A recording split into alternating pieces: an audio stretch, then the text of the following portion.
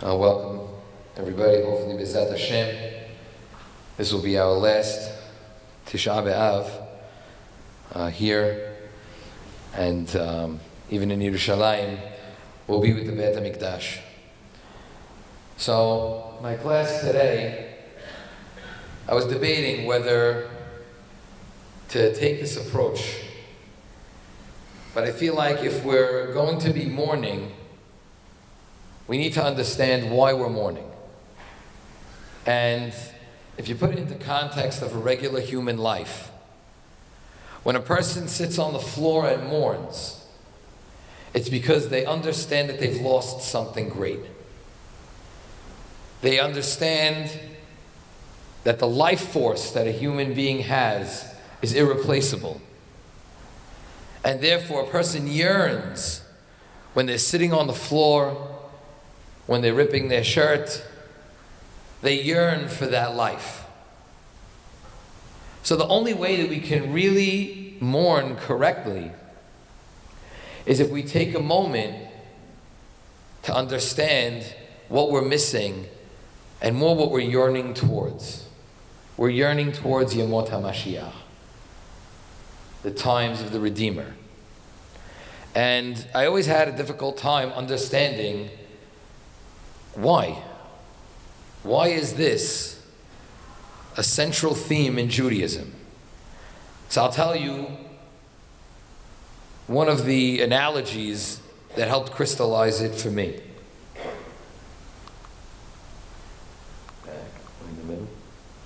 There you go. Cubs win. Class over. All right, Cubs win. Who's a baseball fan here? Okay, I'm a baseball fan here. I'll throw out a Let's Go Mets for all the guys. Okay? Even though I'm a Yankee fan. Okay. The Cubs win. If you're a baseball fan, what does this mean?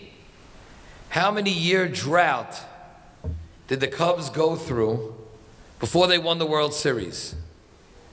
104, we got solid, right? Some opinions, 108, depends if you count the merger, etc. But it's over a century. Over a century. And what was happening during the interviews?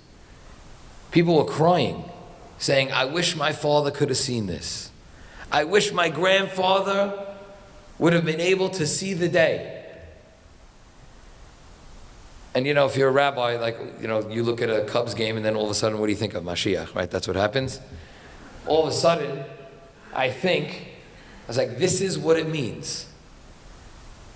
The purpose of Tehiyat HaMetim is not so that you could have a cup of coffee with your grandma again. It would be nice, but that's not the reason. The reason is, when she was alive, and she believed that Mashiach would come every single day, but when her physical life expired, she didn't get the chance to experience it. So imagine if when the Cubs had their parade, every Cub fan was resurrected and they were able to just experience the parade. Why would that be important? Because, I knew it would happen. I knew it. I had the faith. I didn't have a chance to experience it, but I knew it. That, lehavdil elef alfei havdalot, is what we experience, and we will experience, hopefully when Mashiach comes in our lifetime. But what about the generations that missed it? What about those people who believed wholeheartedly, but didn't get a chance to really see it? Hashem's going to say, don't worry, I'm going to let you see it. I'm going to let you experience it. I'm going to let you solidify that emunah peshuta, that simple belief that you had.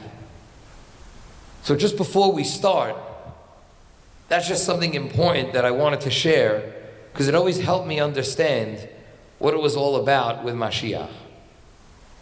And as we move on, what we're going to see is something very interesting. I don't know if you can see the slide, Move it a little down. There you go. Okay? What is the significance of this principle?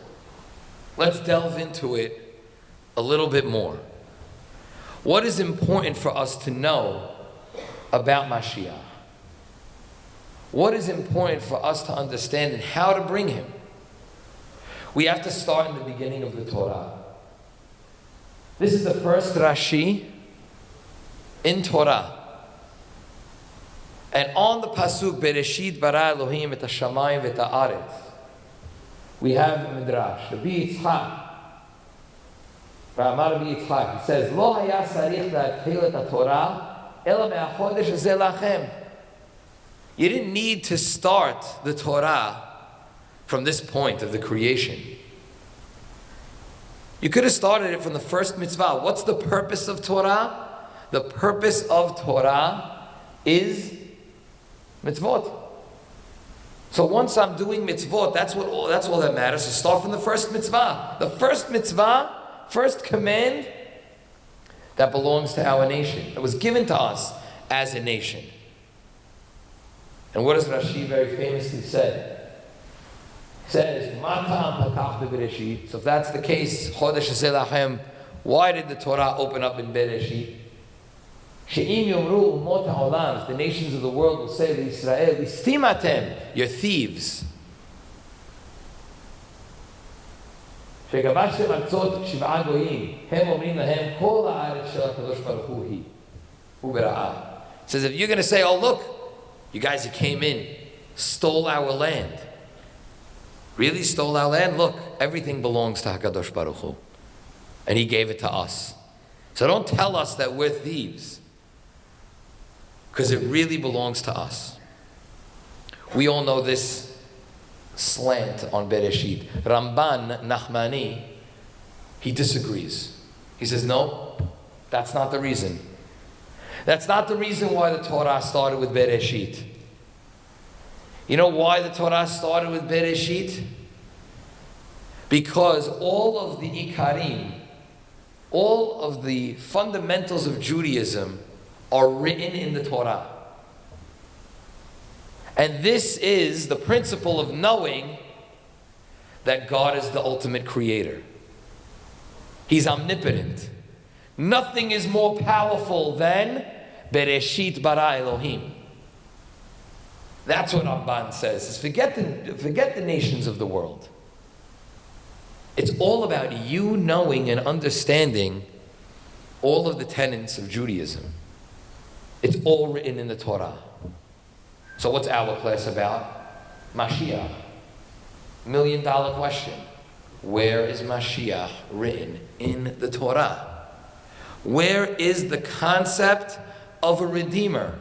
Rabbi, you're going to make me believe in it? You're going to make me sit on the floor? You're going to make me be hungry today? You're going to make me yearn for Mashiach? Where is it? Show me. So we're going to need a little help. Where's our little help? Lie down. We need a little help from Bil'am. How is this from Bil'am? Well, as we mentioned, we're going to look at it through the glasses of the Ramban.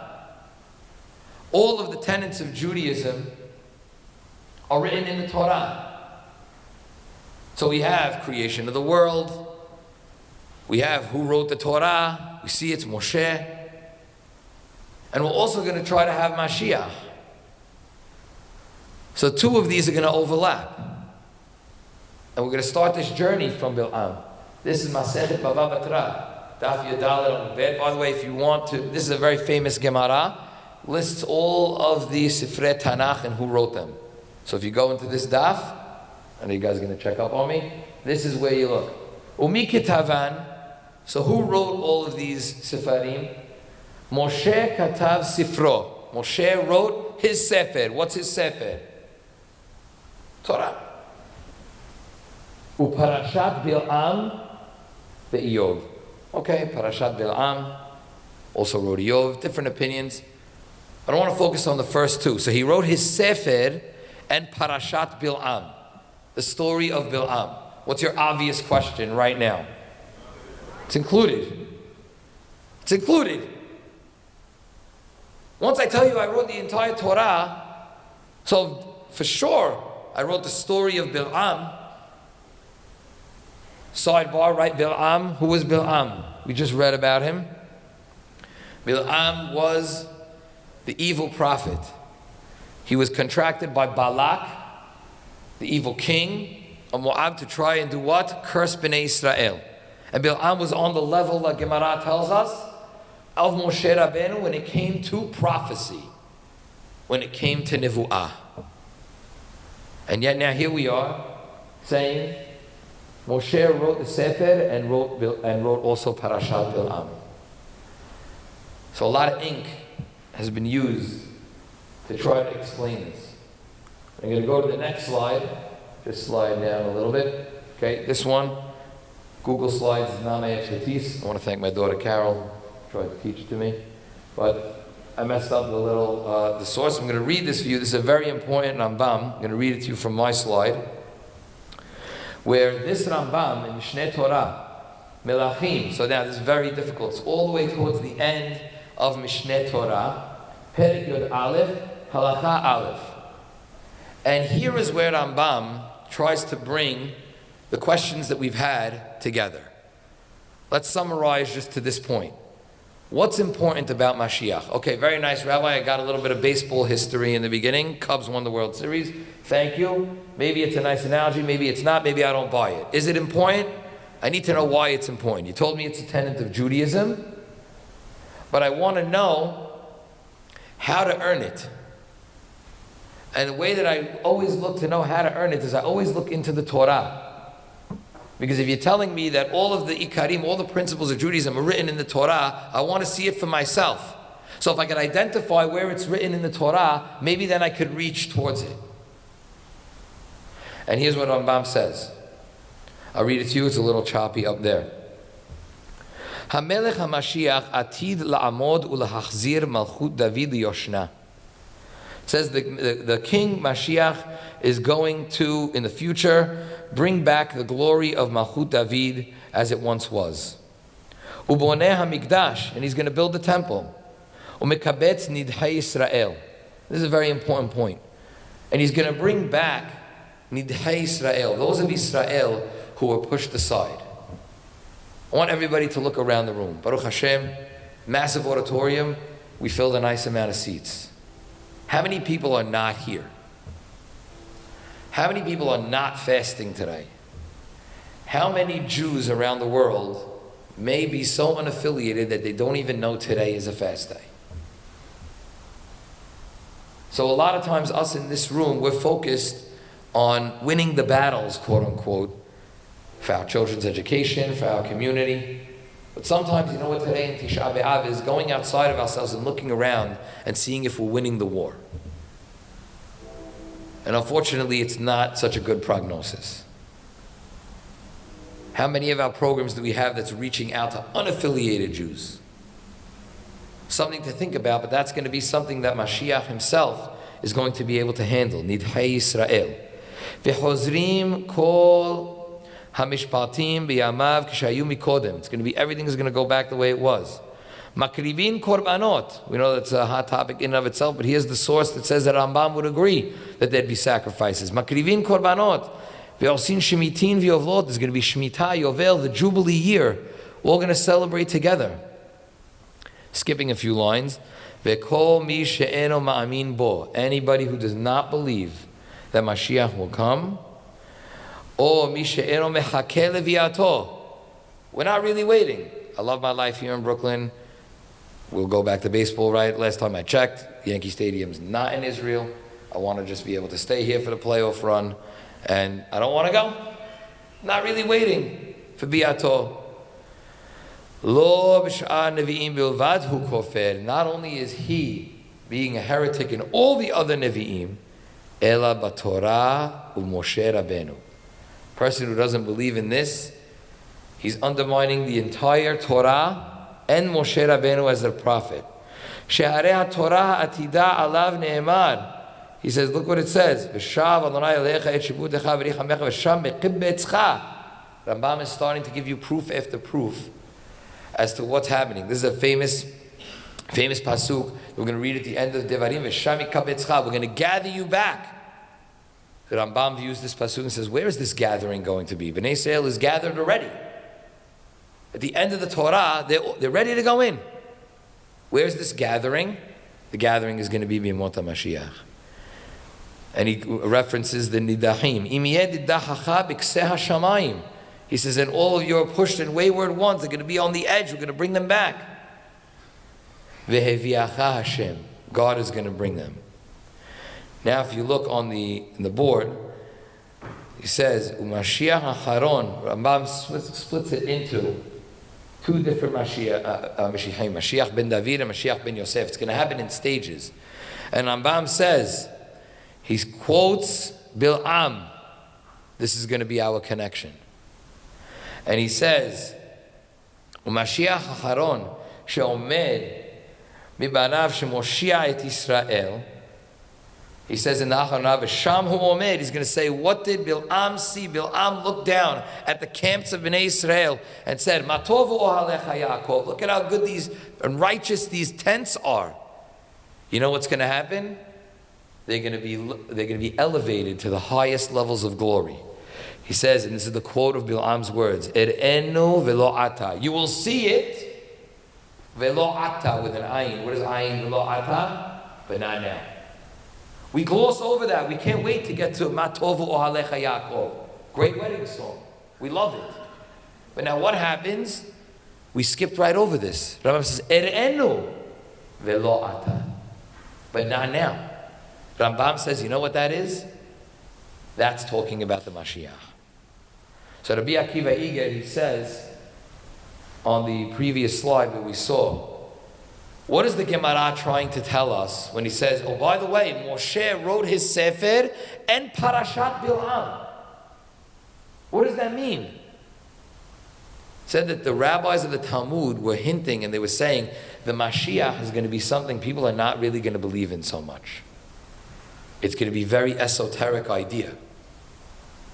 And what you're going to have to show is you're going to say, you know where the hint is? Highlight it here. Don't think, what were the rabbis of the Talmud up against? Oh, you know what happened? The Christians, they created our religion for us. We adopted, we put in, we stuffed it into our Bible. Chas v'shalom. The Talmud says, no, guess what? You know what they're going to challenge? They're going to challenge Mashiach, that whole concept. Who wrote it? Moshe, and he wrote Parashat Bil'am, which is what? The hint for Mashiach. As Rambam says, not even such a hint. Er'enu velo ata. You're going to see it, but not now. Bil'am was on the level when it came to his prophecies of Moshe Rabbeinu. And who really wrote that prophecy? Moshe. That's one of the things that makes it so powerful, so important.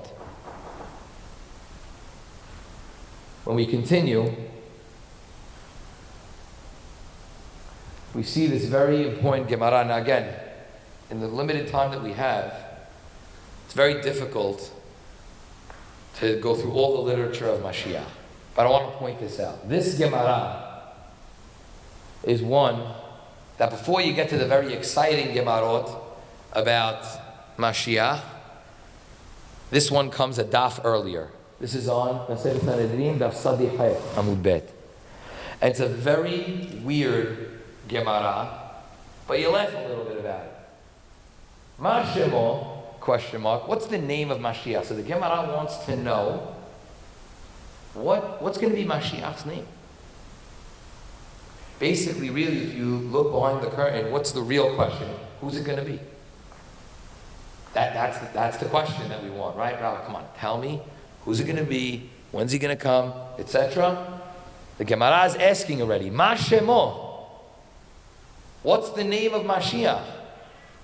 We know there's a famous saying, what's in a name? What's in a name?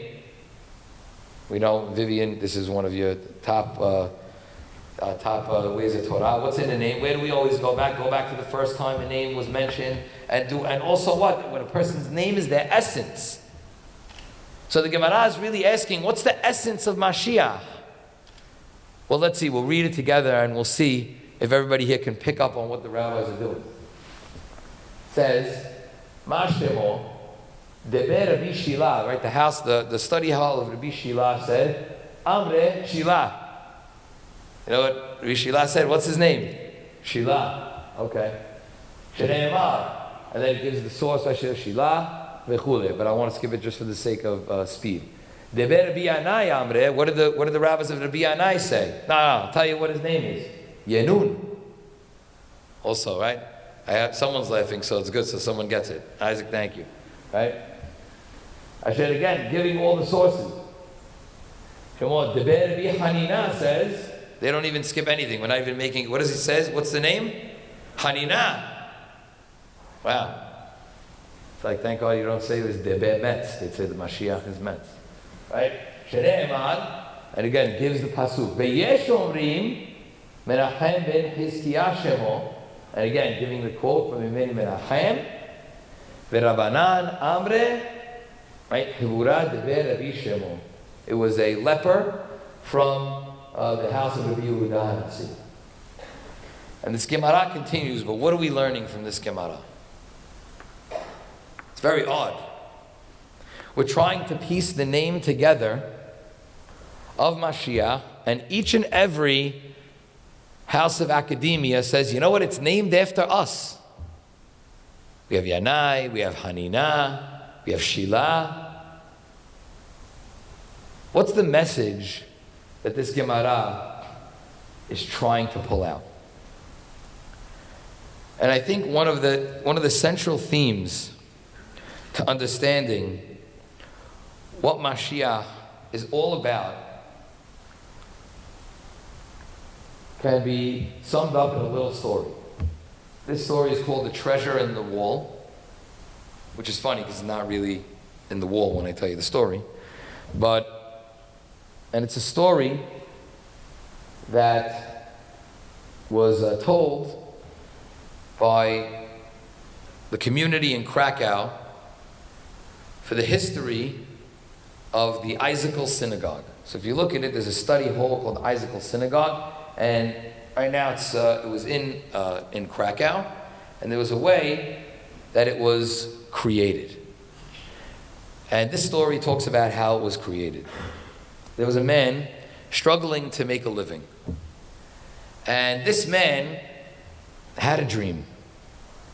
He had a dream of a beautiful stream, lush rolling hills, greenest of grass, and a stunning bridge was over the water. And in the dream, he pictures himself digging just underneath the bridge and unearthing a treasure. Treasure-filled golden coins, diamonds. He would never need to work again, which was great because he was struggling. He had the dream the first night. He didn't think anything of it. Second night, third night, a week, 2 months. Each and every night, he's having this dream. Finally, he can't ignore it. Tells his wife, he says, look, I don't know what to do. She's like, well, you're not going to Prague. You think you're going to go to Prague now? That you're going to spend our money? Goes back to sleep. It happens for another 3 months. He says, I can't take it anymore. I'm saving the money. I'm going to go to Prague. She says, okay, do what you want to do. He travels to Prague, and sure enough, on his way in to the city, he sees lush grass. He sees the stream. He sees the bridge. He says, oh, this is it. This is it. But now he looks at the place where he's supposed to dig, and there are soldiers guarding as it's right at the foot of the bridge. So he says, you know what, I'm going to camp out. Maybe they'll be gone. Waits a day, 2 days, 3 days. Finally, he's running out of provisions. He has to make a move. He says, you know what, I'm going to approach the guards. He goes, he approaches the guard, and he says, look, I have to get under the bridge. He says, no one's going under the bridge. He says, no, you don't understand. And he starts to explain to him, look, I've had dreams, and look how many dreams I've had. But he doesn't tell him 100% the full dream, but he's panicked. The soldier stops him. He says, stop right there. You're listening to dreams? Don't tell me about dreams. For the last 6 months, I've been having a dream that there's a Jew in Krakow named Isaac that comes to visit me, and he's looking for treasure. But meanwhile, the treasure is under this guy's oven in Krakow. You think I'm going to Krakow, track down a guy named Isaac to go look for the treasure? And now Isaac says, thank you very much. He hauls back to Krakow, to his oven, he moves it, and the treasure is right there. And he took that treasure and he built the synagogue that was in Krakow. And they named it after him. What was the message of that story? Sometimes we're looking for treasure. We're dreaming about it. We'll go to the ends of the earth to try and find it. Where is the treasure? It's right with us. It's right in front of us. And sometimes we can't see it. The message of the Gemara is, who is Mashiach? It's each and every one of us. Wherever you study, you're a member of this yeshiva, you're a member of that shul. What were the rabbis fighting over?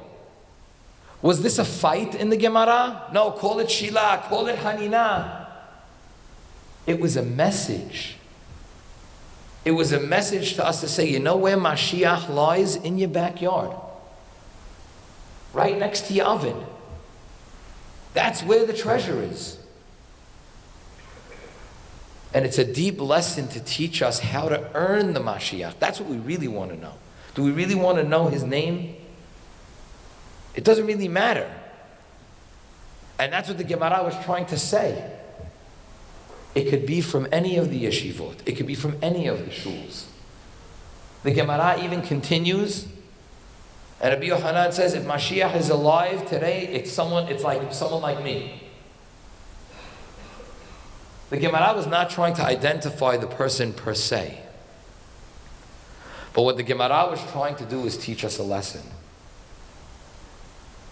If I told you that the person sitting next to you was Mashiach, what would you do?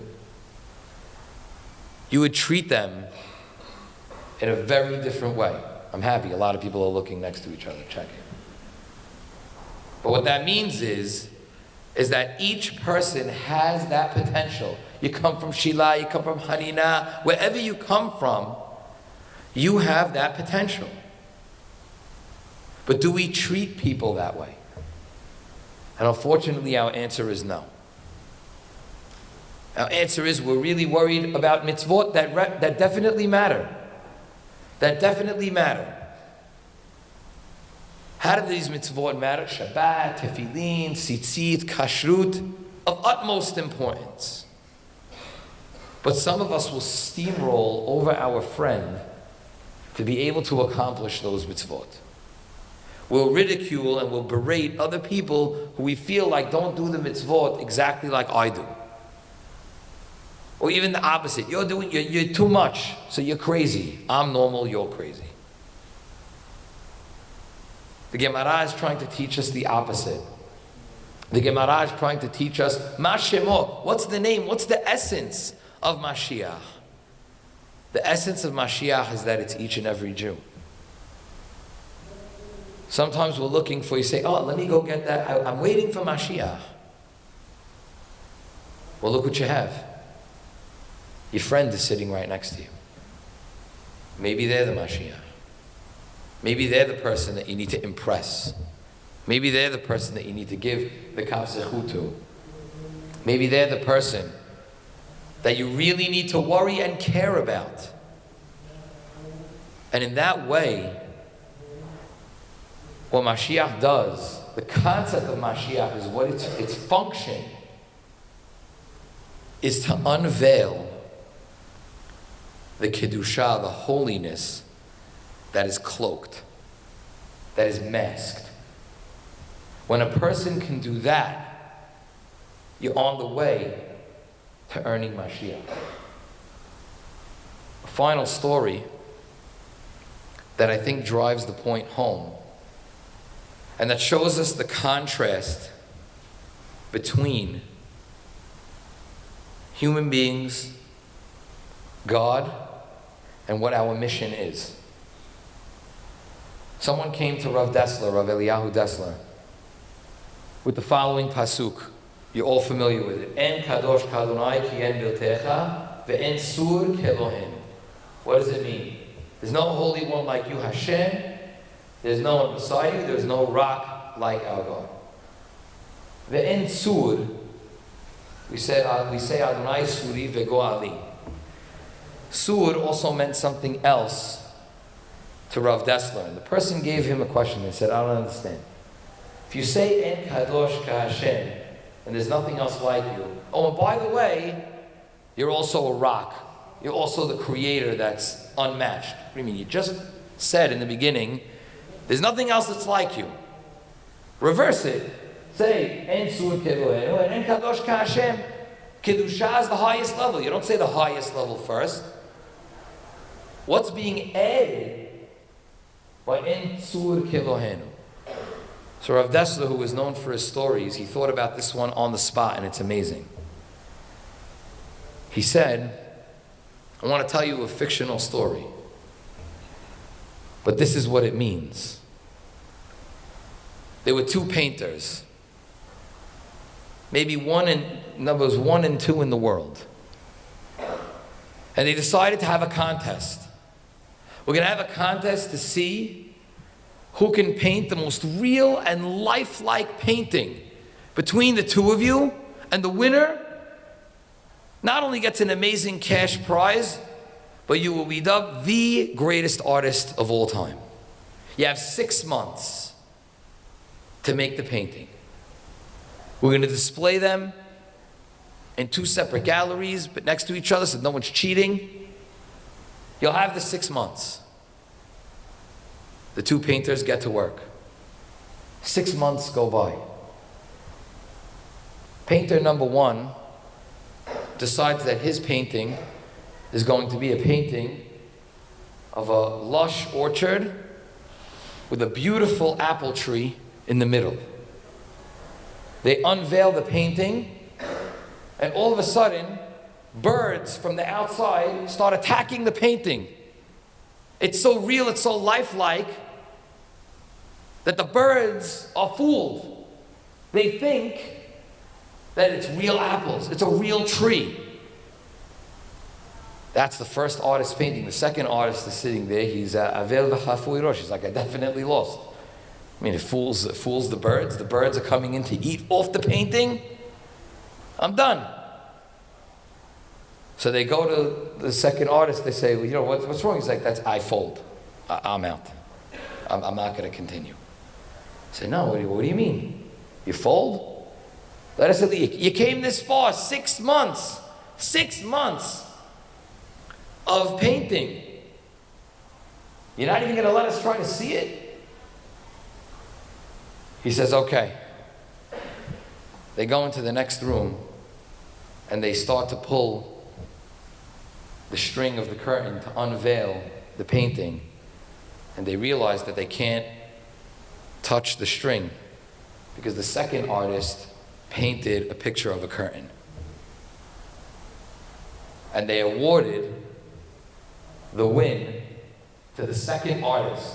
What was their logic? The first painting fooled the birds, but the second painting fooled what? Fooled the judges.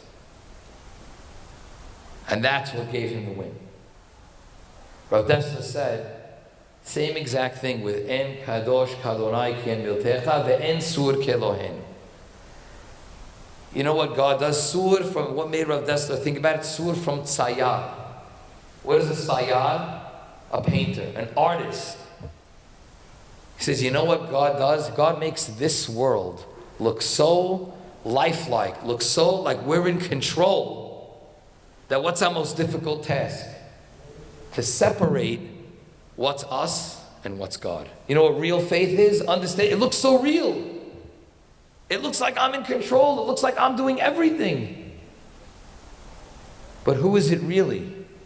It's really HaKadosh Baruch Hu, the master painter. That's why it comes after. We understand, En Kadosh Kadonai. Ki en biltecha. There's nothing like him. But there's also En Sur. The biggest challenge is for us to take the veil off of our eyes. That, Rabotai, is the mission, the goal of Tish'a BeAb. Our eyes are covered.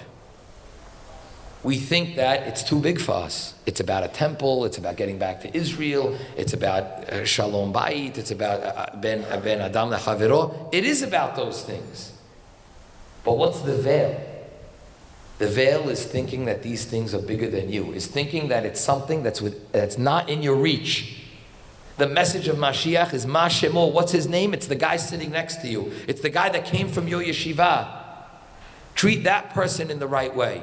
You know where the holiness of HaKadosh Baruch Hu comes from? The day in and day out activities. If you can notice that, if you could understand that, if you can take those smallest steps, then not only do you know and understand that there's no one holier than HaKadosh Baruch Hu, but look at the world that he painted. Look at all of the greatness that he put right in front of us. Sometimes that treasure is not in our dreams. The treasure is right in front of us. SCA.